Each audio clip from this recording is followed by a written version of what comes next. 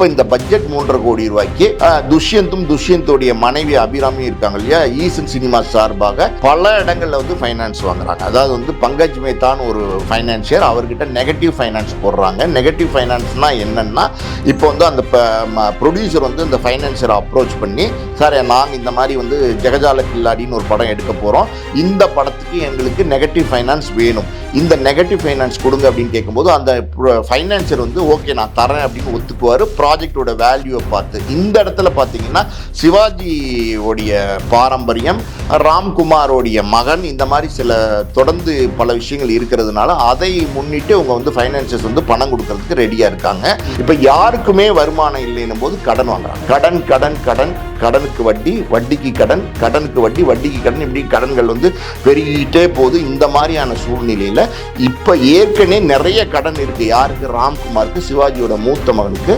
அந்த கடன் எல்லாம் இந்த ப்ராஜெக்டை காமிச்சு வாங்கி அடைச்சிட்டார், வட்டியும் அடைச்சிட்டார். இந்த சிக்கலை வந்து எப்படி தீர்க்க போறாங்கன்னு தெரியல. இப்போ வந்து இந்த சிக்கலை தீர்க்கிறதுக்கு இவங்களுக்கு வருமானம் இருக்கா அப்படின்னா பெரிய வருமானம் கிடையாது. நான் ஆல்ரெடி சொன்ன மாதிரி சிவாஜி குடும்பத்துக்கு இன்னைக்கு வருமானம் கிடையாது. ராம்குமாருக்கோ பிரபுக்கோ இல்லை அவங்களுடைய வாரிசுகளுக்கோ பெரிய வருமானம் இல்லாதனால பெரிய குடும்பம், பெரிய செலவு, பெரிய வாழ்க்கை, ஒரு ராஜா காலத்து வாழ்க்கை அன்னைக்கு வாழ்ந்தாங்க. அந்த வாழ்க்கையை விட்டு இன்னைக்கு அவங்க இறங்கி வர முடியாது. உடனே இந்த வாழ்க்கையை தான் இன்னைக்கு வாழ்ந்துட்டு இருக்காங்க. அப்படி இருக்கும்போது அந்த செலவை மீட் பண்ற அளவுக்கு இன்கம் இல்லை, வருமானம் இல்லை. அதுக்கப்புறம் பாத்தீங்கன்னா துஷ்யந்தோ இல்லை வந்து விக்ரம் பிரபுவோ இல்ல அடுத்த ஜெனரேஷன்ல உள்ள யங்ஸ்டர்ஸ், அடுத்த ஜெனரேஷன்ல சிவாஜி ஜெனரேஷன் மட்டும்தான் நல்லா இருந்துச்சு. பிரபு ஜெனரேஷன் பரவாயில்லாம இருந்துச்சு. சிவாஜியை வச்சு ஒரு குடும்பம் இருந்துச்சு, அப்புறம் பிரபு வச்சு ஒரு குடும்பம் இருந்துச்சு. அப்ப இப்போ அடுத்த ஜெனரேஷன்ல ராம்குமார், துஷ்யந்த் இப்படின்னா ஆளுங்கள்லாம் பாத்தீங்கன்னா, பேரன்கள்லாம் பாத்தீங்கன்னா சுத்தமாவே வெளியில வர முடியாத ஒரு நிலைமை வந்துருச்சு. வருமானங்கள் சிவாஜி கணேசன் குடும்பத்துக்குலாம் பாத்தீங்கன்னா சினிமாவை தவிர்த்து சினிமாவுக்கு வெளியில ஒரு வியாபாரம் அவங்களுக்கு தெரியல. அவங்களுக்கு கண்ணை கட்டின மாதிரி வந்து ஒரு பெரிய குடும்பம் சிவாஜி கணேசன், அவருடைய மகன்கள், அவருடைய பேரங்கள், இப்படி ஒரு பெரிய குடும்பம் இருந்துகிட்டே இருக்கே தவிர அவங்களுக்கு வியாபாரங்கள் தெரியல, வியாபார நுணுக்கங்கள் தெரியல. இதனால வந்த சிக்கல் தான்.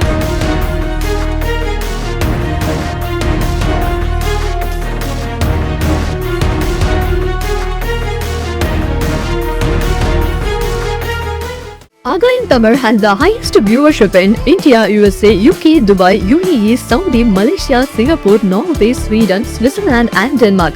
Join us and take your business to the world. உலகெங்கும் வாழும் ஆகாயம் தமிழ் நெஞ்சங்களுக்கு கிறிஸ்டியின் அன்பு வணக்கம். இன்று நம்மோடு சினிமா விமர்சகர் மற்றும் தயாரிப்பாளர் ஆஸ்கார் மூவிஸ் பாலாஜி பிரபு இணைஞ்சிருக்காரு. வணக்கம் சார். வணக்கம்.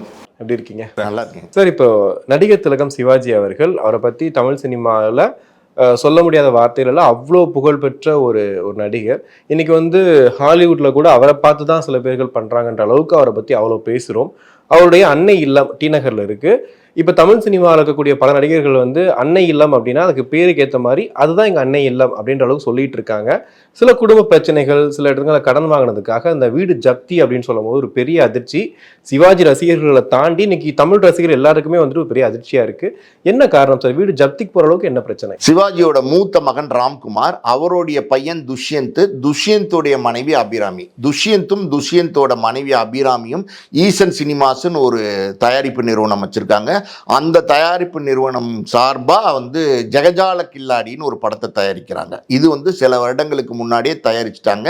படமும் முழுசா முடிஞ்சிருச்சு. இந்த படத்துல வந்து விஷ்ணு விஷாலும் நிவேதா பெத்ராஜும் நடிச்சிருக்காங்க. எழில் வந்து இந்த படத்தை இயக்கம் பண்ணியிருக்காரு.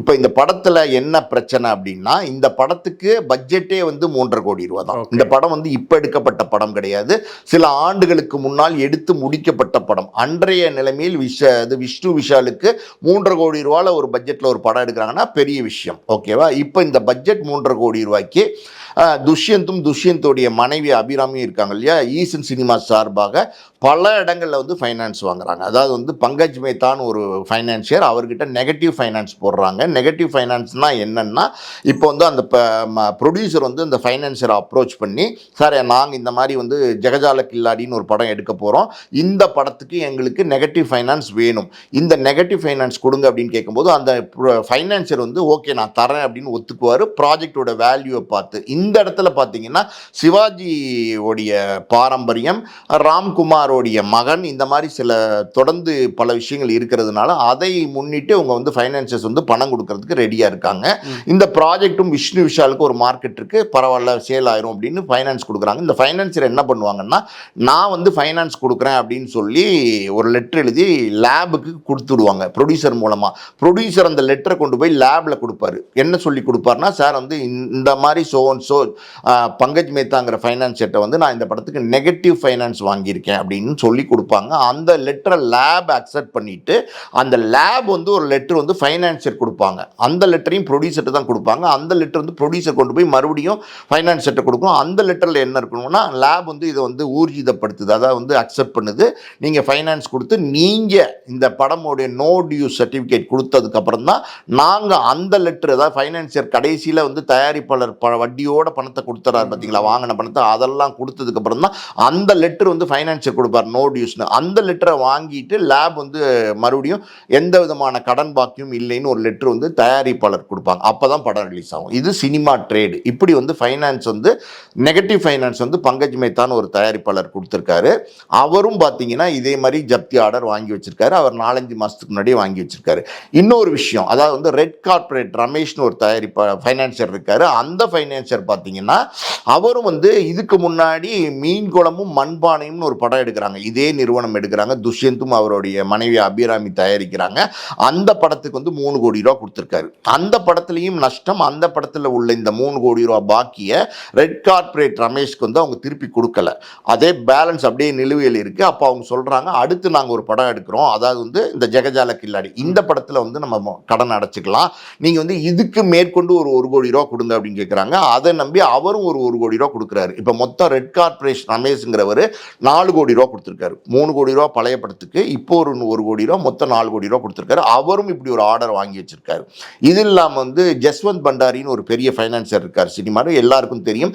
அந்த ஃபைனான்சரும் இந்த படத்துக்கு பணம் கொடுத்துருக்காரு. இதெல்லாம் போக வந்து ராகேஷ் செரின்னு ஒருத்தர் இருக்கார், ஒரு ஃபைனான்சர். அவரும் வந்து 4 கோடி ரூபா பணம் கொடுத்துருக்காரு. அவரும் இந்த மாதிரி ஒரு ஆர்டரை வாங்கி வச்சிருக்காரு. இன்னும் சிலர், அதாவது வந்து மெட்ராஸு, சிட்டி, செங்கல்பட்டு, மதுரை, கோயம்புத்தூர், திருநெல்வேலி, கன்னியாகுமரி, சேலம், எல்லா ஏரியாவுமே வந்து அடமானம் வச்சு சார்ஜ் பண்ணி காசு வாங்குறதுன்னு சொல்லுவாங்க சினிமா டேர்ம்ஸ் படி. அது என்ன அப்படிங்கிறது நான் சொல்கிறேன். அதாவது வந்து இப்போ ஒரு உதாரணத்துக்கு வந்து சேலம் ஏரியா வந்து ஒருத்தட்ட வந்து, சார் இந்த சேலம் ஏரியாவை நாங்கள் இன்னும் விற்காம வச்சுருக்கோம், இந்த ஏரியா அடமானம் வச்சுக்கிட்டு நீங்கள் எனக்கு பணம் கொடுங்க, நான் வந்து வட்டியோடு இந்த பணத்தை கட்டிட்டு இந்த ஏரியாவை நான் விற்றுக்கிறேன்னு சொல்லி அடமானம் வச்சு வாங்குவாங்க. அது பேர் வந்து சார்ஜ் பண்ணி வாங்குறதுன்னு சினிமா டர்ம்ஸில் சொல்லுவாங்க. அந்த மாதிரி சார்ஜ் பண்ணி எல்லா ஏரியாலையும் பணம் வாங்கியிருக்காங்க. ஸோ மொத்தத்தில் பார்த்தீங்கன்னா சேட்டலைட்டு, இது ஓடிடி சேனல்ஸு, அப்புறம் பார்த்தீங்கன்னா எஃப்எம்எஸ்ன்னு சொல்லுவாங்க ஃபாரின் ரைட்ஸு, அந்த ரைட்ஸ் எல்லாமே மலையாளம், கன்னடம், தெலுங்கு எல்லா ரைட்ஸ்லையுமே கடன் வாங்கியிருக்காங்க. 3.5 கோடி ரூபா மட்டுமே தேவைப்படுற ஒரு படத்துக்கு 13.5 கோடி ரூபா கடன் வாங்கியிருக்காங்க. இதுக்கு யார் பின்னாடி நின்று வாங்கினார் அப்படின்னா ராம்குமார் நின்று வாங்குறாரு. அதாவது வந்து தன்னுடைய மகனும் மருமகனும் வாங்குறாங்க. ஆனால் வந்து இதுக்கு பின்னாடி இருந்து செயல்படுறது ராம்குமார், சிவாஜியோட மூத்த மகன். ஏன் இவ்வளோ பணம் வந்து கடன் வாங்கியிருக்காரு, என்ன பிரச்சனை? 3.5 கோடி ரூபா தேவைப்படுற ஒரு படத்துக்கு எதுக்கு 13 கோடி ரூபா பணத்தை வாங்கியிருக்காரு அப்படின்னா, சிவாஜி குடும்பத்துக்கு வந்து பல வருடங்களாகவே வருமானம் இல்லை. சிவாஜி கணேசன் வந்து பெரிய ஆளுமையாக இருந்தபோது பல வருமானங்கள் வந்துக்கிட்டே இருந்துச்சு. அவங்க குடும்பம் வந்து ஒரு கூட்டு குடும்பம் மாதிரி இருந்தாங்க. அந்த கூட்டு குடும்பத்துக்குள்ள நிறைய பேர் இருந்தாங்க அந்த வீட்டுக்குள்ள. அந்த வீடு வந்து கிட்டத்தட்ட 53,000 ஸ்கொயர் ஃபீட்டில் ஒரு இடம் வந்து அந்த இடம். அந்த வீட்டில் ஒரு அரண்மனை மாதிரி ஒரு பங்களா. அந்த பங்களாக்குள்ள சிவாஜி கணேசன் வந்து தமிழ் சினிமா இண்டஸ்ட்ரியினுடைய உச்சபட்ச நடிகராக இருந்தார்.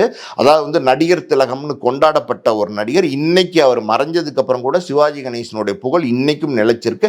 அப்படிப்பட்ட ஒரு சிவாஜி கணேசன் பார்த்தீங்கன்னா தன்னுடைய சொந்த அக்கா மகளையே கல்யாணம் பண்ணிக்கிறாரு.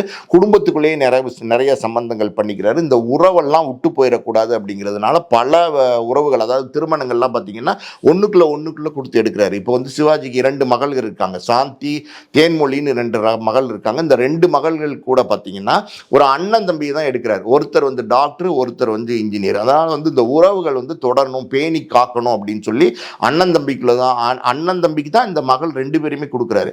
அப்புறம் பார்த்தீங்கன்னா பிரபுவோட மகள் இருக்காங்க இல்லையா, அவங்களுக்கு வந்து தேன்மொழியோட மகனை கல்யாணம் பண்ணி வைக்கிறார். இந்த மாதிரி குடும்பத்துக்குள்ளேயே நிறைய நிறைய உறவுகளை கிரியேட் பண்ணி குடும்பம் உடஞ்சு போயிடக்கூடாது, குடும்பம் பாதுகாப்பாக இருக்கணும் அப்படிங்கிறதுக்காண்டி பல விஷயங்களை செய்கிறாரு. இந்த அரண்மனை மாதிரி இருக்கிற இந்த வீட்டுக்குள்ள பலர் ஒரு கூட்டு குடும்பம் மாதிரி இருக்காங்க. இதான் இந்த நிலைமை. ஆனால் யாருக்குமே இன்னைக்கு வருமானம் இல்லை. சிவாஜிக்கு அப்புறம் பிரபு சில படங்கள் நடிச்சிட்டு இருந்தாரு, நிறைய வருமானங்கள் வந்துட்டு இருந்துச்சு. அந்த காலகட்டத்துக்கு அது தேவையானது. பிரபுவெல்லாம் இப்போ ஹீரோவா நடிச்ச காலகட்டம்லாம் 30 வருஷத்துக்கு முந்தி, இப்போ கிடையாது. இப்போ அதுக்கப்புறம் பார்த்தீங்கன்னா துஷ்யந்த் இப்போ இந்த படம் தயாரிச்சிருக்காரு. இவரும் பார்த்தீங்கன்னா சக்சஸ்ன்னு ஒரு படத்தில் அறிமுகமாகி சிவாஜி பேரன் எப்படியாவது ப்ரமோட் பண்ணலான்னு பார்க்குறாங்க. அதுக்கப்புறம் சில படங்கள் நடிக்கிறாரு, ஆனால் எந்த படமும் ஓடல. அப்புறம் விக்ரம் பிரபு பிரபுவோட மகனை அறிமுகப்படுத்துறாங்க. அவரும் சிவாஜி பேருங்கிற ஒரு அடையாளத்தோட வராரு. அவரும் பல படங்கள் நடிக்கிறாரு. ஆனால் சரியா ஒரு இடத்தை பிடிக்க முடியல, ஒரு மார்க்கெட்டான ஒரு ஆர்டிஸ்டா வர முடியல. இந்த வருமானங்கள் இருக்கு பார்த்தீங்களா, இந்த வருமானங்கள் சொற்ப வருமானமாக போயிடுச்சு. அவங்களுடைய குடும்பம் தேவை இருக்கு பார்த்தீங்களா, மாதம் மாதம் ஒரு தேவை இருக்கு, அதுக்கே இது பத்தலை. வேற ஏதாவது இன்வெஸ்ட் பண்ணி வச்சிருக்காங்களா, ஃபேக்ட்ரி இந்த மாதிரியோ நிறைய இன்வெஸ்ட்மெண்ட்ஸ் இப்போ இருக்கிற நடிகர்கள் பண்றாங்க. அப்படி இந்த இன்வெஸ்ட்மெண்ட்ஸும் சிவாஜி குடும்பத்துக்கு கிடையாது.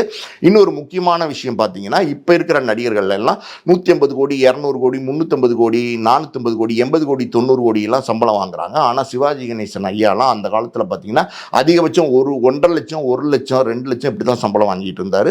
சிவாஜி கணேசன் ஐயா கடைசியாக ஒரு சம்பளம் வாங்கின ஒரு படம் பார்த்தீங்கன்னா 10 லட்சம் தான். அதாவது ரஜினி சிவாஜி கணேசனையோடைய கடைசி காலத்தில் படையப்பா படத்தில் கூட்டு போய் நடிக்க வைக்கிறாரு. அவருக்கு உரிய மரியாதை கொடுத்து அந்த படத்தை எடுக்கிறாங்க. அந்த கேரக்டருக்கு அவர் தேவைங்கிறதுனால. அதனால் ரஜினி ஒரு கௌரவத்துக்காண்டி 1 கோடி ரூபா சம்பளம் கொடுக்குறாரு சிவாஜி கணேசனுக்கு. அவரே விரும்பி கொடுக்குறார். அதுதான் சிவாஜி கணேசன் ஐயா கோடிகளில் வாங்கின சம்பளம். ஓகேவா? இப்படி இருக்கு சிவாஜி கணேசனோட குடும்ப நிலைமை. இப்போ யாருக்குமே வருமானம் இல்லைன்னும் போது கடன் வாங்குறாங்க. கடன் கடன் கடன், கடனுக்கு வட்டி, வட்டிக்கு கடன், கடனுக்கு வட்டி, வட்டிக்கு கடன், இப்படி கடன்கள் பெருகிட்டே போகுது. இந்த மாதிரியான சூழ்நிலையில் இப்போ ஏற்கனவே நிறைய கடன் இருக்குது. யாருக்கு? ராம்குமாருக்கு, சிவாஜியோட மூத்த மகனுக்கு. அந்த கடனெல்லாம் இந்த ப்ராஜெக்டை காமிச்சு வாங்கி அடைச்சிட்டார், வட்டியும் அடைச்சிட்டார். இப்போ இந்த ப்ராஜெக்டை ரிலீஸ் பண்ணாதான் இந்த கடன் கொடுத்தவங்களுக்கு அந்த பணத்தை செட்டில் பண்ணணும். அதனால் என்ன பண்ணுறாரு, கிளவராக இந்த ப்ராஜெக்டே ரிலீஸ் பண்ணாமல் கிடப்பில் போட்டார். ஸோ கிடப்பில் போட்டோன்னே ஃபைனான்சியர்ஸ்லாம் எதை நம்பி பணம் கொடுக்குறாங்க? அதாவது ஒரு ப்ராஜெக்ட் பண்ணுறாங்க, அந்த ப்ராஜெக்டில் இந்த ரிட்டர்ன்ஸ் எடுப்பாங்க, இந்த ரிட்டர்ன்ஸ்லேருந்து நமக்கு லாபத்தோட வட்டியை கொடுத்துருவாங்க, அதாவது அசலோட வட்டியை கொடுத்துருவாங்கன்னு தான் பணம் கொடுக்குறாங்க ஃபைனான்சியர்ஸ். ஆனால் இங்கே நடக்கிறது என்னென்னா 3.5 கோடி ரூபாய்க்கு அந்த படத்தை எடுக்கிறாரு, 13.5 கோடி ரூபா கடனை வாங்குறாரு. 10 கோடி ரூபா கடனை அவருடைய பர்சனல் யூஸ், அதாவது பர்சனல் யூஸ்னால் இதுவும் பர்சனல் யூஸில் தான் வரும், படத்துக்கு செலவழிக்கல, ப்ராஜெக்ட் செலவழிக்கல. அப்படி மிஸ்யூஸ் பண்ணதுனால எல்லாருக்கும் ஒரு கோபம், எல்லா ஃபைனான்சருக்குமே இந்த மாதிரி பண்ணிட்டாங்களே அப்படிங்கிற மாதிரி ஒரு எண்ணம். இந்த பணம் அவங்க இந்த ஃபைனான்சர்ஸ் ஏன் கொடுத்தாங்க அப்படின்னா, சிவாஜி குடும்பம் ஒரு பெரிய குடும்பம் அப்படிங்கிறதும், இந்த ப்ராஜெக்ட் ஓரளவுக்கு ரீசனபிளான ப்ராஜெக்ட், விஷ்ணு விஷால் நிவேதா பித்ராஜ் நடிக்கிற ப்ராஜெக்ட் எலியில் அன்னைக்கு பாப்புலராக இருந்தார். அதனால் ஒரு ரீசனபிளான ப்ராஜெக்டாக வரும் அப்படிங்கிற நம்பிக்கையில் கொடுத்தாங்க. ப்ராஜெக்டை நம்பி கொடுத்தாங்க. பொதுவாக சினிமாவில் என்னென்னா ஒரு ப்ராஜெக்ட் காமிச்சு தான் படம் வாங்க முடியும், கடன் வாங்க முடியும். இப்போ நீங்கள் சும்மா போய் ஒருத்தட்ட எனக்கு ஒரு 25 லட்சம் வேணும், ஒரு 50 லட்சம் வேணும்னா என்ன காரணத்துக்கு கேட்குறீங்க, எப்படி திருப்பி கொடுப்பீங்க, இந்த மாதிரி நிறைய கேள்விகள்லாம் வரும். இப்போ ஒரு ப்ராஜெக்டை முன்னிறுத்தி நீங்கள் கேட்கும்போது அவங்க ஆட்டோமேட்டிக்காக தொழில் செய்கிறாங்க, ஆல்ரெடி சினிமாவில் இருக்கிறாங்க, சிவாஜியினுடைய வாரிசுகள், சிவாஜி குடும்பம் அப்படிங்கிற மரியாதையெல்லாம் இருக்குது பார்த்தீங்களா, அதோடு சேர்ந்து ப்ராஜெக்டினோட வேல்யூவும் பார்த்து கொடுக்குறாங்க. இப்படி தான் கடனை வாங்கி அதை அடைக்க முடியாமல் இன்னைக்கு எல்லா ஃபைனான்சரும் ஒன்று சேர்த்துட்டாங்க. இப்படி ஒரு சிக்கலான நிலைமையில் நேத்திக்கு ஜட்ஜ் ஒரு ஆர்டர் பாஸ் பண்ணியிருக்காரு, இந்த வீட்டை ஏலத்தை விட்டு அந்த பணத்தை எடுத்துக்கலாம். சார் நீங்கள் சொன்னீங்க படையப்பால 1 கோடி ரூபா சம்பளம் கொடுத்தாங்க அப்படின்னு. அதுக்கு சிவாஜி கணேசனே பார்த்துட்டு அடப்பாவீங்களா 1 கோடி ரூபாய் சம்பளம் வாங்குறீங்களா அப்படின்னும் போது, ஆமாம் இப்பெல்லாம் நாங்கள் இத்தனை கோடி வாங்குறோம் போது அவரே ஆச்சரியப்பட்டு போயிட்டாராம். ஏன்னா நான் நடித்த காலத்தில் 1 லட்ச ரூபாங்கிறதே எங்கெல்லாம் பெரிய விஷயம், 1 கோடி ரூபா வாங்குறீங்களா, அப்போ என்னத்தை படம் எடுப்பீங்கன்ற மாதிரி அவர் பார்த்து 1 கோடி ரூபாய்க்கே அவ்வளோ வேந்து பேசினார்னா, இப்போ 325 கோடி, அதாவது விஜயெல்லாம் வாங்குற சம்பளம் பார்த்தீங்கன்னா 275 கோடி ப்ளஸ் அவர் வாங்குற சம்பளத்துக்கு அதனுடைய டாக்ஸ் இருக்கு பார்த்தீங்களா, அதையும் தயாரிப்பாளர் கட்டணும். அப்போ அது ஒரு 30-40 கோடி எல்லாம் சேர்த்தா கிட்டத்தட்ட 325 கோடி வாங்குறாரு. விஜய் வாங்குற சம்பளத்துக்கு, விஜய் மட்டும் இல்லை எல்லா நடிகரும் வாங்குற சம்பளத்துக்கு, உச்ச நடிகர்கள் எல்லாரையும் நான் சொல்கிறேன், அவங்க வாங்குற சம்பளத்துக்கு அவங்க டாக்ஸ் கட்டுறது கிடையாது, அவங்க இப்போ ப்ரொடியூசரை டாக்ஸ் கட்ட சொல்கிறாங்க. அப்போ 275 கோடி ரூபா விஜய் சம்பளம் வாங்குறாருன்னா ப்ளஸ் டாக்ஸ் ஒரு 30-35 கோடினா கிட்டத்தட்ட கிட்டத்தட்ட 325 கோடி ரூபா ஒரு சம்பளம். அப்படிதான் நம்ம கணக்கிடணும். இது நிறைய பேருக்கு தெரியறது இல்லை. கண்டிப்பா நம்ம ரஜினிகாந்தும் அப்படிதான் பண்றாரு, சிவகார்த்திகேயனும் அப்படிதான் பண்றாரு, எல்லாமே தனுஷ், சிம்பு எல்லா நடிகர்களும் அப்படிதான் பண்றாங்க. அதாவது வந்து ஒயிட்டா வாங்கிக்கிற ஒரு சூழ்நிலை வந்துருச்சு. அப்போ ஒயிட்டா வாங்கிக்கிறதா இருந்தால் நீங்களே டாக்ஸ் கட்டிடுங்க. அந்த டாக்ஸையும் அவங்க கட்டிடுறாங்க. இப்போ டாக்ஸ் வந்து இவர் நடிகர் வாங்கல சம்பளம் 275 கோடி விஜய் வாங்குறாருன்னு வச்சுக்கோங்க. அந்த சம்பளம் வந்து நம்ம ஒரு உதாரணத்துக்கு பேசுவோம். அந்த சம்பளத்துக்கு அவர் டாக்ஸ் கட்டினார்னா கிட்டத்தட்ட 30 கோடி ரூபா 35 கோடி ரூபா அவர் கையை விட்டு கட்டணும். அப்போ கட்டினார்னா என்ன ஆகும்? அவருக்கு 240 கோடியாக மாறும். ஆனால் இங்கே நடக்கிறது என்னன்னா, இந்த டாக்ஸையும் வந்து தயாரிப்பாளர் கட்டணும். அப்படி இருக்கும்போது இவருடைய சம்பளம் வந்து கிட்டத்தட்ட 275 கோடி ப்ளஸ் தயாரிப்பாளர் கட்டுற ஒரு 35 கோடி ரெண்டையும் சேர்த்து கிட்டத்தட்ட 325 கோடி கிட்ட. ஸோ அது இவ்வளோ சம்பளம் வாங்குறாங்க. ஸோ அவரே மிரண்டு போய் கேட்டிருக்காரு, ஏன்னா நடிகர் திலகம் அதெல்லாம் சொல்றீங்க அப்படின்ற மாதிரி. இன்னைக்கு இந்த நிலைமையை பார்க்கும்போது இத்தனை ஆண்டு காலம் ஆயிடுச்சு சார். எப்பயோ வாங்கின வீடு, எப்பயோ இது பண்ண வீடு, அவ்வளவு பாரம்பரியம் இருக்க வீடு, அதுக்கு இவ்வளோ பேர் கடன் சொல்லிட்டு இன்னைக்கு வந்து பேசுறாங்க. ஆனால் இவ்வளோ நாள் யாருமே அந்த மாதிரி பேசின மாதிரி இல்லை, ரொம்ப அமைதியாக இருந்தது. இப்போ இந்த வீடு ஜப்தி இந்த பிரச்சனை வர்றதுக்கு காரணம் என்ன சார்? இப்போ இந்த வழக்கு நேத்திக்கு வந்து நீதிபதி வந்து இந்த வீட்டை ஜப்தி பண்ணி பணத்தை எடுத்துக்கலான்னு ஆர்டர் ஒன்று போட்டிருக்காரு. அந்த ஆர்டர் யாருக்கு ஃபேவராக போட்டிருக்காரு அப்படின்னா, தனபாக்கியம் என்டர்பிரைசஸ் அப்படிங்கிறவருக்கு ஃபேவராக போட்டிருக்காரு. அந்த தனபாக்கியம் என்டர்பிரைசஸ் என்ன பண்ணியிருக்காங்கன்னா 3.25 கோடி ரூபா வந்து இந்த படத்துக்கு, அதாவது ஜெகஜால கில்லாடிக்கு அவங்க ஃபைனான்ஸ் பண்ணியிருக்காங்க. இந்த 3.25 கோடி ரூபா பல வருடங்களுக்கு முன்னாடி கொடுத்தது, பல வருடங்களாக வட்டி நிலுவையில் இருக்குது. கிட்டத்தட்ட 30% வட்டி. 30% வட்டினா மாதம் 2.5% வட்டி வந்து சேர்த்து கொடுக்கணும் அப்படின்னு சொல்லி 9.25 கோடி ரூபா கிட்ட கொடுக்க சொல்லி ஆர்டர் போட்டிருக்காங்க. இந்த ஆர்டர் போட்டதில் ஒரு விஷயம் இருக்குது, நான் சொல்கிறேன் கேளுங்க. அதாவது வந்து பங்கஜ் மேத்தான் ஒரு ஃபைனான்சர் நெகட்டிவ் ஃபைனான்ஸ் பண்ணியிருக்காரு, அவரும் ஆர்டர் வாங்கி வச்சிருக்காரு. ரெட் கார்பரேட் ரமேஷும் ஆர்டர் வாங்கி வச்சிருக்காரு. ராகேஷ் ஷெரீஃபுங்கிறவரும் ரமேஷ் ஆர்டர் வாங்கி வச்சிருக்காரு. ஜஸ்வந்த் பண்டாரி வந்து பணம் கொடுத்துருக்காரு. இன்னும் வந்து பல, அதாவது வந்து டிஸ்ட்ரிபியூட்டர்ஸ், அதாவது வந்து எல்லா ஏரியாவையும் அடமானம் வச்சு பணம் வாங்கியிருக்காங்க. நம்ம பேசினோம் இல்லையா, எல்லாமே சேட்டலைட், சென்னை, கோயம்புத்தூர் எல்லாத்துலேயும் அடமானம் வாங்கியிருக்காங்க. ஸோ இந்த மொத்தமாக வந்து இந்த படத்துக்கு கடன் கொடுத்தவங்க அப்படின்னு பார்த்தீங்கன்னா ஒரு 30 பேர்கிட்ட இருக்காங்க. ஸோ இந்த மாதிரியான சூழ்நிலையில் இந்த தனபாக்கியம் என்டர்பிரைசஸ்ங்கிறவர் ஒரு ஆர்டரை வாங்குறாரு. வாங்கி தொடர்ந்து சட்ட போராட்டத்தை நடத்துகிறாரு. மற்றவங்கெல்லாம் இப்போ ஏன் அவ்வளோ தீவிரமாக சட்ட போராட்டம் நடத்தலை அப்படின்னா, அவங்கெல்லாம் வந்து சினிமாக்குள்ளே இருந்து சினிமாக்குள்ளே ட்ரேட் பண்ணுறவங்க. அவங்க என்ன நினைக்கிறாங்கன்னா, சிவாஜி குடும்பம் ஒரு பெரிய குடும்பம், நம்ம வந்து இப்படி ஏலம், இப்போ வீட்டை ஏலம் கொண்டு வரோம் அப்படி இப்படின்னு நம்ம அசிங்கப்படுத்த வேணாம். இது ஏதாவது ஒரு காலம் வந்து சரியாக வரும், அந்த காலம் கனிஞ்சு வரும்போது நம்ம பணத்தை வாங்கிக்கலான்னு மற்றவங்களாம் ஆர்டர் வாங்கி வச்சுட்டு, இதை ஆர்டரை வந்து எக்ஸிக்யூட் பண்ணுறதுன்னா ஆக்ஷன் எடுத்து ஏலத்துக்கு கொண்டு வருது. அதுக்கு நம்ம செயல்படணும். அது அவங்க செயல்படாமல் வச்சுக்கிட்டாங்க, ஆர்டர் மட்டும் வாங்கி.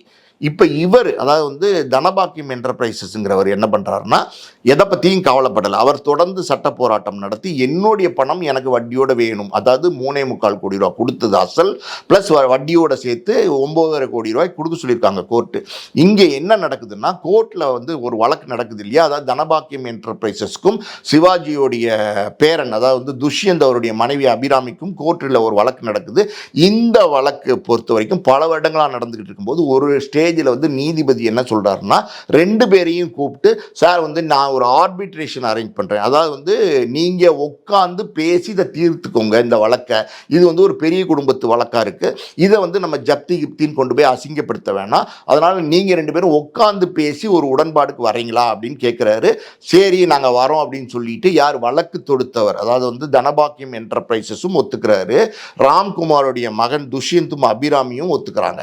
இப்ப 2 பேரும் உட்காந்து பேசுறதுக்கு யாராவது ஒரு தலைமையில நடத்தணும் அந்த வழக்கை. அதாவது வந்து இது ஒரு வழக்கு கிடையாது, இது ஒரு ஆர்பிட்ரேஷனா பஞ்சாயத்து மாதிரி உட்காந்து நீங்க பாதிக்கப்பட்டவர் என்ன செய்யலாம், அதாவது வந்து நீங்க எவ்வளவு கொடுக்க முடியும் அப்படின்னு அவங்க சொல்லுவாங்க. நாங்கள் கஷ்டப்பட்டுட்டோங்க, ரொம்ப நஷ்டமாயிருச்சுங்க, எங்களால் இவ்வளவுதான் கொடுக்க முடியும் அப்படின்னு சொல்லுவாங்க. அவர் இப்போ பணம் கொடுத்தவர் என்ன சொல்லுவார், இல்லை சார் நான் வந்து பணத்தை கொடுத்து இவ்வளோ வருஷம் ஆச்சு, எனக்கு இந்த வட்டி வேணும், இந்த அசல் வேணும், இப்படிலாம் எனக்கு பணம் வேணும்னு அவர் சொல்லுவார். இது 2 பேரும் வந்து இப்படியே பேசி ஒரு மியூச்சுவல் அண்டர்ஸ்டாண்டிங்கு ஒரு பாயிண்ட்ல வந்து லேண்ட் ஆவாங்க. ஓகேவா? அது வந்து டி ரவீந்திரன் ஒரு ஓய்வு பெற்ற நீதிபதி தலைமையில் இந்த ஆர்பிட்ரேஷனுக்கு கோர்ட் ஆர்டர் போடுது. ஓகேவா? இந்த ஆர்பிட்ரேஷனுக்கு 2 பேரும் சம்மதிக்கிறாங்க. 2 பேரும் நம்ம ஆல்ரெடி பேசின மாதிரி இந்த ஆர்பிட்ரேஷன் பல ஆர்பிட்ரேஷனுக்கு போயிட்டு வராங்க. அதில் வந்து ஒரு டிசிஷன் ஃபைனலாக வராங்க. என்ன வராங்கன்னா, நீதிபதி டி ரவீந்திரன் தலைமையில் ஒரு டிசிஷன் எடுக்கிறாரு. அந்த டிசிஷன் அவர் எடுக்கிறது இல்லை, அவர் வந்து நடுநிலையாக நின்று என்ன நடக்குதுன்னு பார்ப்பார், ரெண்டு பேருக்குமே சாதகமாக பேசுவார். அப்படி இருக்கும்போது அந்த ஃபைனான்சியர், அதாவது வந்து தனபாக்கியம் என்டர்பிரைசஸ் கேட்டது பேசினது எல்லாத்துக்கும், இவங்க பேசினது எல்லாத்துக்கும் சேர்ந்து ஒரு முடிவுக்கு வராங்க. அது என்னென்னா கிட்டத்தட்ட 9.5 கோடி ரூபா, 30% வட்டியோட, அசல் 3.25 கோடி ரூபா, அதுக்கு 30% வட்டியோட 9.5 கோடி ரூபாயை வந்து திருப்பி தரது அப்படின்னு ஒரு முடிவுக்கு வராங்க. இந்த முடிவு எடுக்கப்படுது எங்க ஆர்பிட்ரேஷனில். ஓகேவா? இது வந்து டி ரவீந்திரங்கிறவருடைய தலைமையில், ஓய்வு பெற்ற நீதிபதி தலைமையில் எடுக்கப்பட்டது.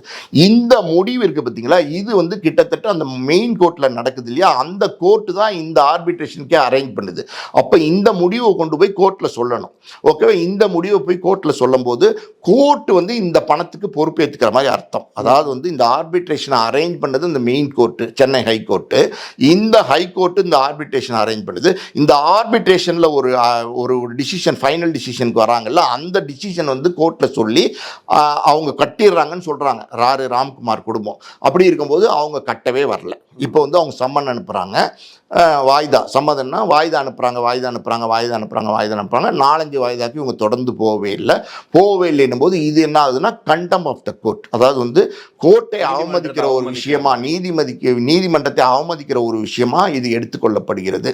அது என்ன, ஏன் அப்படி எடுத்துக்கிறாங்கன்னா, இவங்க அதை ஒத்துக்கிட்டு இப்போ கட்ட மறுக்கிறாங்க, அதுக்கு பதில் சொல்ல மறுக்கிறாங்க. இவங்க போய் பதில் சொல்லலாம். என்ன பதில் சொல்லலாம்னா, நாங்கள் ஒத்துக்கிட்டோம், ஆனால் எங்களுக்கு 1 வருஷம் டைம் வேணும், 6 மாதம் டைம் வேணும், 2 வருஷம் டைம் வேணும், இப்படி பேசி அதில் சமாதானப்படுத்தி, ஒருவேளை பார்ட்டி ஃபைனான்சியர் வந்து ஒத்துக்கிட்டாருன்னா அந்த டைம் கொடுப்பாங்க கோர்ட்டு. ஆனால் எதுக்குமே இவங்க அடுத்த கட்ட பேச்சுவார்த்தைக்கே போல, யார், துஷ்யந்தும் அவருடைய மனைவி அபிராமியும். அப்போ கோர்ட் என்ன நினைக்குது, சரி வந்து நம்ம அந்த பணம் வந்து ஆர்பிட்ரேஷனில் ஃபைனல் ஆகிற பணம் இருக்குது பார்த்தீங்களா, அது வந்து கோர்ட்டு பொறுப்பேற்றுக்குது இந்த கடனாளிக்கு வாங்கி கொடுக்குறது. இதுதான் இங்கே மீனிங். இது ரொம்ப முக்கியம். இப்போ கோர்ட்டுக்கு என்ன நிலைமை, கோர்ட்டு கையிலேருந்து கொடுக்குமா பணத்தை? கொடுக்காது. அப்போ என்ன சொல்கிறாங்கன்னா, சரி சிவாஜியினுடைய சொத்துக்கள் ராம்குமாருக்கும் பிரபுக்கும் உள்ளது, 2 பேருக்கும் உள்ளது, சம பங்கு உள்ளது, அந்த சொத்துக்களை நீங்கள் ஜப்தி பண்ணி நீங்கள் பணத்தை எடுத்துக்கங்கன்னு ஆர்டர் போட்டு, வேற வழியே இல்லாமல் தான் இந்த ஆர்டர் போடுறாங்க. இல்லை, இப்போ சிவாஜி இல்லம், சிவாஜியோட ரத்த சிந்தி கட்டின ஒரு வில்லம் அப்படின்ற மாதிரி தான் வரையும் சொல்லிக்கிட்டு இருக்கோம். யாருக்கு சொத்துன்ற ஒரு கேள்வி இருக்குல்ல. ஏன்னா இது ஒருத்தங்க ஒரு தப்பு பண்றாங்க, அங்க வந்துட்டு கேஸ் விழுகுது அப்படின்னும் போது இந்த சொத்து பறிமுதல் ஆகுதுன்னா அது யாரோட சொத்து அப்படின்றதுக்குல இதை வச்சுதான் அவங்க கடன் வாங்கினாங்களா அப்படின்ற ஒரு கேள்வி இருக்குல்ல சார். அப்ப இதை வச்சு கடன் வாங்கினாங்களா அப்படிங்கிறது நீங்க சரியான கேள்வி. இதுக்கு நான் பதில் சொல்றேன். இதுக்கு முன்னாடி ஒரு விஷயம் சொல்றேன் கேளுங்க.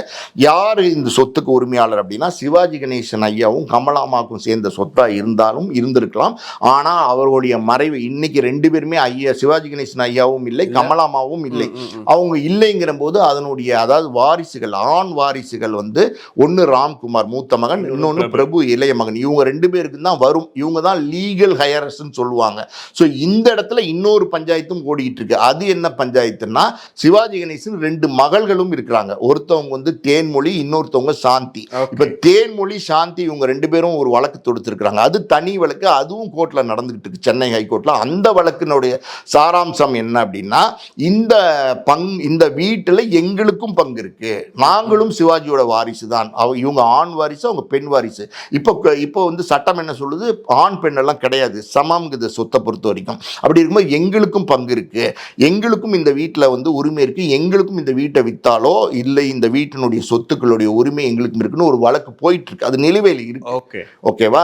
இப்போ வந்து லீகல் ஹையர்ஸ் ட்ரீட் பண்ணா அந்த 4 பேரையும் எடுத்துக்கலாம். ஒன்று ராம்குமார் பிரபுவை எடுத்துக்கலாம், இல்லை வந்து அவங்களையும் சேர்த்து தேன்மொழியும் சாந்தியும் எடுத்துக்கலாம். இப்படி 4 பேருமே நீங்கள் லீகல் ஹையர்ஸ் எடுத்துக்கிட்டிங்கன்னா கிட்டத்தட்ட 53 ஸ்கொயர் ஃபீட் உள்ள அந்த இடம், கிட்டத்தட்ட 22 கிரவுண்டு உள்ள அந்த இடம் இன்னைக்கு வந்து ஒரு 8 கோடி ரூபா நீங்கள் போட்டிங்கன்னா கூட 160 இன்ட்டு அங்கிட்டு ஒரு 2 கிரவுண்டு, கிட்டத்தட்ட 180 கோடி ரூபா ஒர்த்து உள்ள ஒரு இடம். அது அந்த 180 கோடியை வந்து நீங்கள் 4ஆக பிரிங்க. ஓகேவா? 4ஆக பிரித்தாலும் 45 கோடி ரூபா வந்துடுதா? இந்த 45 கோடி ரூபா வந்து யாருக்கு சொந்தம்னா, ஒன்று பிரபுக்கு, ஒன்று ராம்குமாருக்கு, ஒன்று இன்னொரு தேன்மொழிக்கு, இன்னொன்று சாந்திக்கு. ஓகேவா? இப்போ அந்த 45 கோடி ரூபா ராம்குமாருடைய பங்கு இருக்குது பார்த்தீங்களா, அதுலேருந்து இந்த கடன் அடைப்பாங்க. இப்படி தான் இது வந்து கால்குலேட் பண்ணுவாங்க. புரியுது உங்களுக்கு?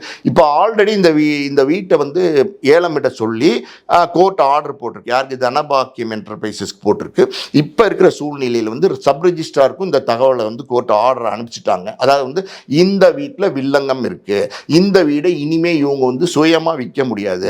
போனால் ரெஜிஸ்டர் ஆஃபீஸ் போனால் சார் இந்த பர்டிகுலர் பர்சனுக்கு, அதாவது தனபாக்கியம் என்டர்பிரைசஸ்க்கு 9.5 கோடி ரூபா கடனை கட்டணும், இது கோர்ட் ஆர்டர், இந்த கோர்ட் ஆர்டர் இங்கே பதிவாயிருக்கு, இப்போ வில்லங்கமாக போச்சு. ஈசி போட்டு பார்க்கறதுன்னு சொல்லுவாங்க. ஈசினா என்கிளியரன்ஸ் சர்டிஃபிகேட். அந்த என்கிளியரன்ஸ் சர்டிஃபிகேட் போட்டு பார்க்கும்போது இந்த வீட்டில் வில்லங்கம் இருக்குன்னு காட்டும். அப்போ யாருமே வாங்க மாட்டாங்க. ஸோ இந்த பிரச்சனையை முடிக்காம இந்த சொத்தை அவங்க விற்க முடியாது. இனிமேல் இந்த கடன் கொடுத்தார் இல்லையா, அந்த தனபாக்கிய என்டர்பிரைசஸ் பணம் கொடுக்காம இந்த பிரச்சனையை நீ முடிக்க முடியாது. இது ஒன்று.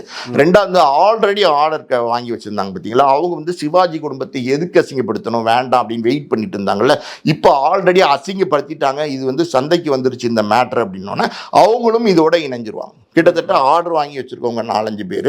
இது இல்லாமல் ஏரியாக்களுக்கு, சேட்டலைட்டுக்கு எல்லாத்துக்கும் கொடுத்தவங்க, இந்த படம் அதாவது வந்து ஜெகஜால கில்லாடி கொடுத்த யார் யார் கடன் கொடுத்தாங்களோ எல்லாரும் இதுக்குள்ளே ஒன்றா சேர்ந்துருவாங்க. ஸோ கூட்டணி அமைச்சிருவாங்க. இப்போ ஒரு ஃபைனான்ஸ் கம்பெனி இருக்கு, ஒரு உதாரணம் சொல்கிறேன். அவங்க மேலே ஒரு சீட்டிங் கம்ப்ளைண்ட் வருது. அந்த சீட்டிங் கம்ப்ளைண்ட் அவங்க விசாரிக்கும் போது இன்னும் 2 பேர் வருவான், இன்னும் 2 பேர் வருவான், இன்னும் 2 பேர் வருவான், இன்னும் 4 பேர் வருவான், 400 பேர் வருவான். அப்படிதான் இந்த சிக்கல். இந்த சிக்கலை வந்து எப்படி தீர்க்க போகிறாங்கன்னு தெரியல.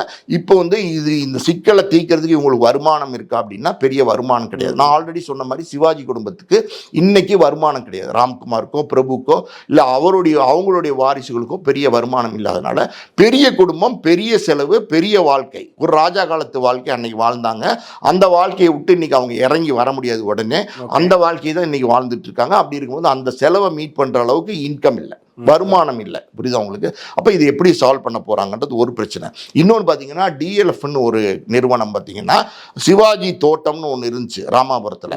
அது வந்து பல ஏக்கர் கணக்கான சொத்து.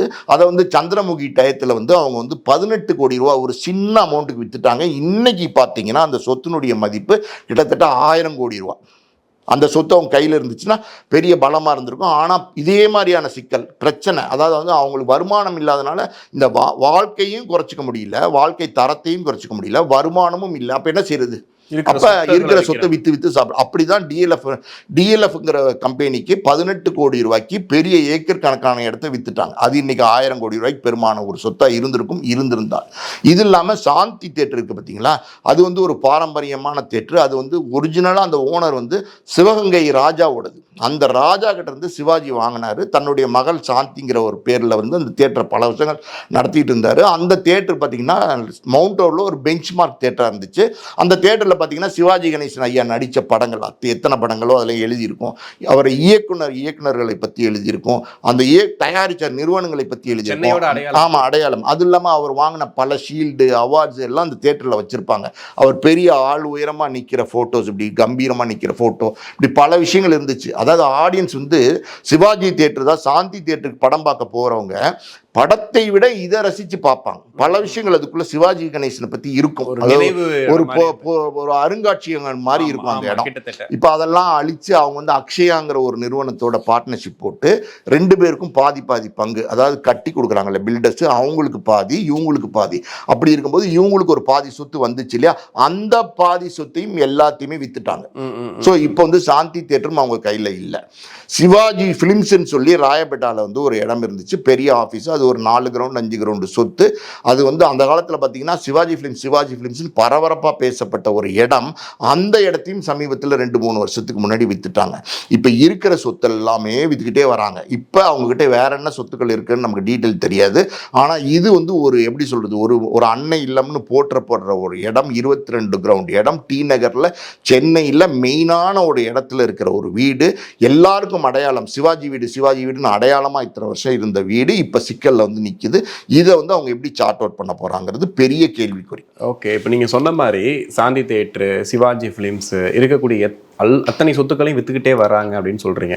ஒரு பக்கம் வருமானம் இல்லை அப்படிங்கிறது ஒரு பெரிய உதாரணமாக சொல்லலாம். வருமானம் இல்லை, அவங்க விற்கிறாங்கன்னு சொல்லிட்டு போயிடலாம். ஆனால் சிவாஜி அப்படிங்கிற ஒரு பெரிய பிம்பம், ஒரு பெரிய புகழ்பெற்ற ஒரு நடிகர், அவரோட குடும்பம் இன்னைக்கு வந்து அவர் கட்டி காப்பாற்றின சொத்தை வச்சு வாழக்கூட அவங்களால முடியலையா? முடியல.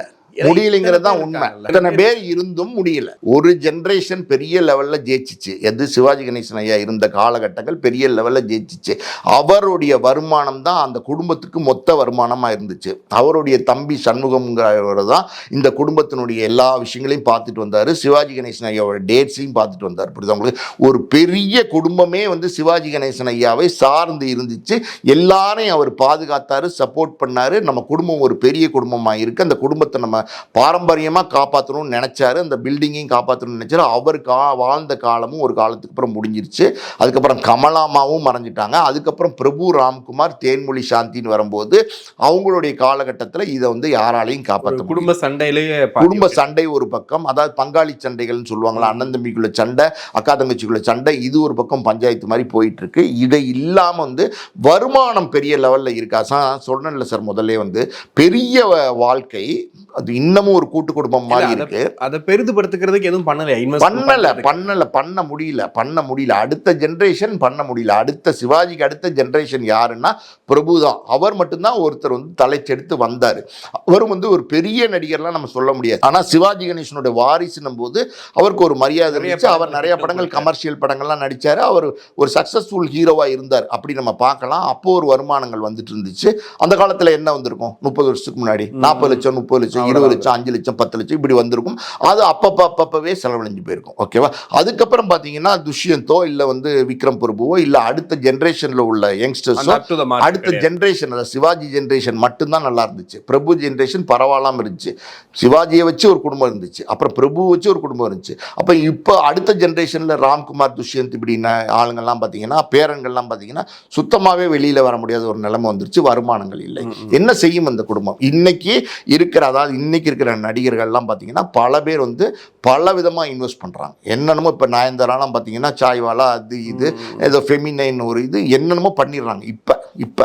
ஆனால் அப்போ அந்த அறிவு நடிகர்களுக்கு இல்லை. சிவாஜி கணேசன் ஐயா இருந்த காலத்தில் இப்படிலாம் இன்வெஸ்ட்மெண்ட் பண்ணல. சொத்துக்கள் கொஞ்சம் வாங்கி போட்டிருந்தாங்களே தவிர வேற வியாபாரங்களில் இன்வெஸ்ட் பண்ணல. இவங்களுக்கு சினிமா, இன்னொரு முக்கியமான விஷயம் கேளுங்க, இந்த சிவாஜி கணேசன் குடும்பத்துக்குலாம் பார்த்தீங்கன்னா சினிமாவை தவிர்த்து சினிமாவுக்கு வெளியில ஒரு வியாபாரம் அவங்களுக்கு தெரியல. அவங்களுக்கு கண்ணை கட்டின மாதிரி வந்து ஒரு பெரிய குடும்பம் சிவாஜி கணேசன், அவருடைய மகன்கள், அவருடைய பேரன்கள், இப்படி ஒரு பெரிய குடும்பம் இருந்துகிட்டே இருக்கே தவிர அவங்களுக்கு வியாபாரங்கள் தெரியல, வியாபார நுணுக்கங்கள் தெரியல. இதனால வந்த சிக்கல் தான். ஓகே, அதனாலதான் அப்படி ஆயிருக்கு. ஆமா, அதனாலதான் இந்த சிக்கல். இந்த சிக்கலை எப்படி சார்ட் அவுட் பண்ண போறாங்கன்னு தெரியல. ஆனா இன்னைக்கு இருக்கிற பல நடிகர்கள் இன்னைக்கு உச்சத்துல இருக்காங்க. சிவாஜி கணேசன் வந்து அன்னை இல்லம்னு சொல்றாங்க. அதாவது எங்களுடைய சினிமா உலகத்தின் அன்னை இல்லம்னு சொல்லி கொண்டாடுறாங்க. சிவாஜி கணேசன் ஐயா உயிரோடு இருக்கும்போது எங்களோட அப்பா அப்பா அப்பா அப்பான்னு பல நடிகர்கள், மூத்த நடிகர்கள் இன்னைக்கும் இருக்காங்க உயிரோட. ரஜினிகாந்தை மட்டும் எடுத்துக்கலாம் நம்ம இந்த இடத்துல. சந்திரமுகி படம் எடுக்கும்போது 2005 இதே மாதிரி ஒரு சிக்கல், வீடெல்லாம் ஏலம் போகிற ஒரு நிலைமை வந்துச்சு. அப்போ வந்து ராம்குமாரும் பிரபுவும் ரஜினியை நேர சந்திச்சு இப்படி ஒரு சிக்கலில் இருக்கும்போது ரஜினி உடனே முன் வந்து நான் படம் பண்ணி கொடுக்குறேன்னு பண்ணி சந்திரமுகி படம் பண்ணி கொடுத்தாரு. அந்த படம் ஒரு பெரிய வெற்றி படமாக, லாபத்தை கொடுக்கக்கூடிய படமாக இருந்துச்சு. அந்த படத்தில் வந்த வருமானம் இருக்குது பார்த்தீங்களா, அதை வச்சு சில கடன்லாம் அடித்தாங்க.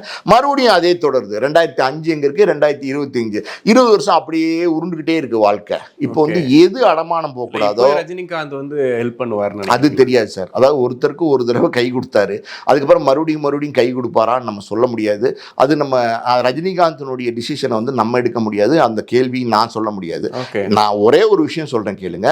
இப்போ இதே மாதிரி 20 வருஷமா உருண்டு போது எந்த சிக்கல் வந்துடக்கூடாது, எந்த வீட்டுக்கு அவமானம் வந்துடக்கூடாது, எந்த அன்னை இல்லம் கேவலப்பட்டுறக்கூடாது, எந்த சிவாஜி கணேசன் குடும்பம் இப்படி அசிங்கமா பேசப்பட்டக்கூடாதுன்னு அவங்க காத்து போத்தி அது பாதுகாத்து வந்தாங்களோ அந்த அன்னை இல்லம், அந்த சிவாஜி கணேசன் குடும்பத்துக்கு இன்னைக்கு வந்து இப்படி ஒரு நிலைமை. அதாவது வந்து வீடு ஜப்தி எடுத்துக்குங்கிற நிலைமை. அது வந்து இனிமே இதை என்ன செய்ய போறாங்கன்னு தெரியல.